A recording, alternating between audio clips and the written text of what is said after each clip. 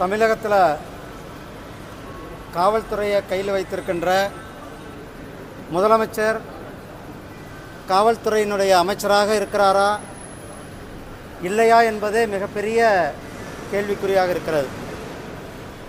தமிழகத்தில் சட்டம் ஒழுங்கு மிகப்பெரிய கேள்விக்குறியாக இருக்கிறது. இன்னைக்கு காவல்துறையில் புகார் கொடுக்க காவல்துறைக்கு போவதற்கு மக்களுக்கு ஒரு மிகப்பெரிய பயம் இருந்து கொண்டிருக்கிறது. சிவகங்கையில் நேற்று அஜித்குமார் என்ற சகோதரரை காவல்துறையில் காவல்துறையினுடைய அவருடைய கஸ்டடியில் இருக்கும் பொழுது அவரை தாக்கி அவர் கடுமையாக மரணம் அடைந்திருக்கிறார்கள். இதே போல் 2 நாட்களுக்கு முன்னால் நம்மளுடைய திருத்தணிக்கு பக்கத்தில் கணக்கம்மா சத்திரம் என்ற போலீஸ் ஸ்டேஷனில் ஒரு கர்ப்பிணி பெண் புகார் கொடுக்க சென்ற பெண்ணை அங்கு தாக்கியிருக்கிறார்கள். இதெல்லாம் என்ன காட்டுதுன்னா காவல்துறையினுடைய மொத்த செயல்பாடும் சைபராக இருப்பதை காட்டுகிறது. முதலமைச்சர் செயல்படாத முதலமைச்சராக இருப்பதை காட்டுகிறது.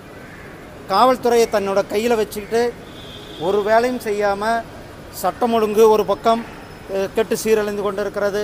கொலை கொள்ளை ஒரு பக்கம், செயின் பறிப்பு. இப்போ போலீஸ் ஸ்டேஷனுக்கு புகார் கொடுக்க போகிறவங்களுக்கு பாதுகாப்பு இல்லாத சூழ்நிலை. அதே போல் கஞ்சா, போதைப் பொருள்களுடைய நடமாட்டம், போதைப் பொருள் இன்றைக்கு குறையூடி போயிருக்கிறது. இதையெல்லாம் கவனிக்க வேண்டிய முதலமைச்சர் ஆழ்ந்த உறக்கத்தில் இருக்கார். கடந்த 4 வருஷம் தமிழ்நாட்டை சீரழித்து விட்டு இருக்கிறார். திமுக மிகப்பெரிய ஒரு துரோகத்தை தமிழக மக்களுக்கு செய்திருக்கிறார்கள். கடந்த 4 வருஷத்தில் பார்க்குறப்ப 20க்கும் மேற்பட்ட கஸ்டடியில் நடந்திருக்கிறதா அது மாதிரி கேள்வி கேட்டிருக்கிறாங்க. இதை எப்படி பார்க்குறீங்க? இதான் நான் சொன்னேன், கடந்த 4 வருஷமாக இந்த அரசாங்கம் செயல்படாத அரசாங்கமாக இருந்து கொண்டிருக்கிறதை பார்க்குறோம். முற்றிலுமாக தோல்வியுற்ற ஒரு அரசாங்கமாக இருக்கிறது. முதலமைச்சர் காவல்துறையை தன்னோட கையில் வைத்திருக்கிற அமைச்சர் இது தோல்விக்கு முழுமையாக பொறுப்பேற்க வேணும். அவர் வேலையே செய்யலை. அவர் உத்தரவுகள் கொடுக்கறத அதிகாரிகள் பின்பற்றுவதில்லை. அவர் ஒரு ஆட்சியாளராக இருக்கிறாரா இல்லையா என்பதை ஒரு சந்தேகத்தை ஏற்படுத்தி கொண்டிருக்கின்ற நிகழ்வுகள் தான் இந்த நிகழ்வுகள் நமக்கு காட்டுகிறது.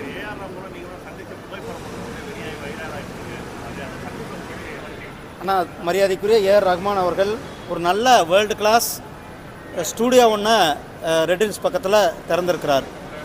அந்த ஸ்டூடியோ உலகத்தரம் வாய்ந்த ஸ்டூடியோ. அந்த ஸ்டூடியோவில் அனைத்து வசதிகளும் இருக்கிறது. ஒரு டெக்னீஷியன் அவர் இசையை எந்தளவுக்கு ரசிக்கிறார் என்பது அந்த ஸ்டூடியோவில் இருக்கிறது.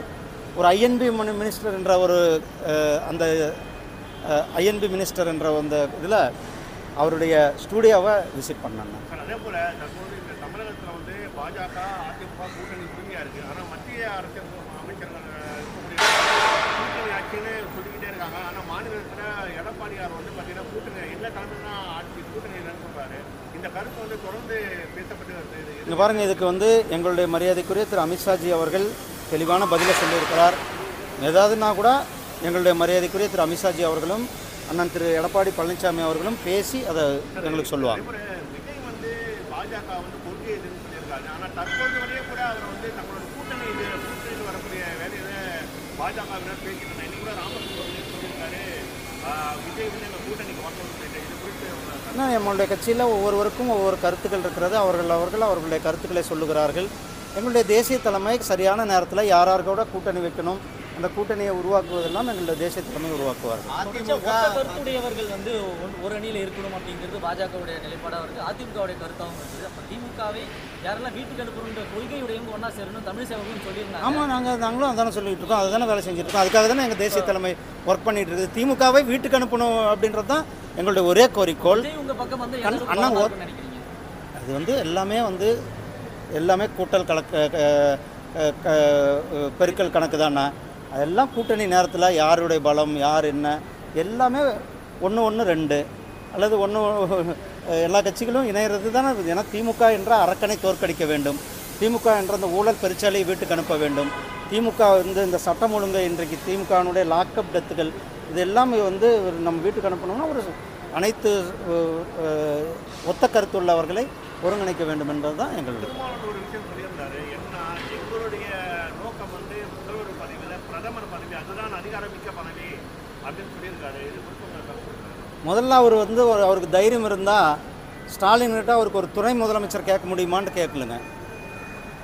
அவர் வந்து சும்மா வெட்டியாக பேசுகிறதார ஒழிய அவர் தலித் மக்களுக்கு தமிழ்நாட்டில் டெய்லியும் இங்கே வந்து பெரிய பெரிய பிரச்சனைகள் நடந்து கொண்டு இருக்கிறது. வேங்கை வாயில் விஷயத்தில் அவர் இன்னைக்கு வரலும் மௌனமாகவே இருக்கிறார்.